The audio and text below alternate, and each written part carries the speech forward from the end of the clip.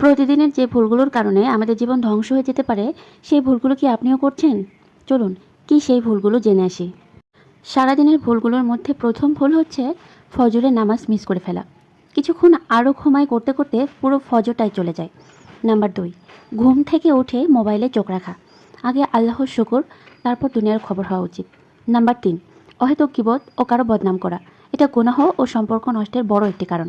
Number 4, সময়ের অপচয়। Social মিডিয়ায় স্ক্রল করতে করতে সময় চলে যায়, অথচ গুরুত্বপূর্ণ কাজ বাকি থেকে যায়। নাম্বার 5, রেগে গিয়ে অন্যকে কষ্ট দেওয়া। হালকা কথায় রেগে গিয়ে ঝগড়া করা এবং পরে সেটা নিয়ে আফসোস করা। নাম্বার 6, দোয়া ও জিকির ভুলে যাওয়া।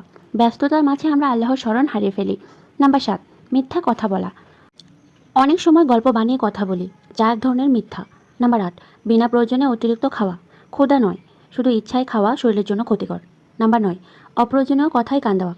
কে কী বলছে সব কথায় কান দিলে মানসিক অশান্তি বাড়ে। নাম্বার 10, নিজের ভুল না মানা। আমিই তো ঠিক ভাবাটাই সবচেয়ে বড় সমস্যার মূল। স্মরণ রাখুন, প্রতিদিনের ভুল যদি শুধরাতে না পারি তাহলে প্রতিদিনই গুনাহ বাড়ে, আর গুনাহ জমে জমে মানুষ ধ্বংস হয়ে যায়।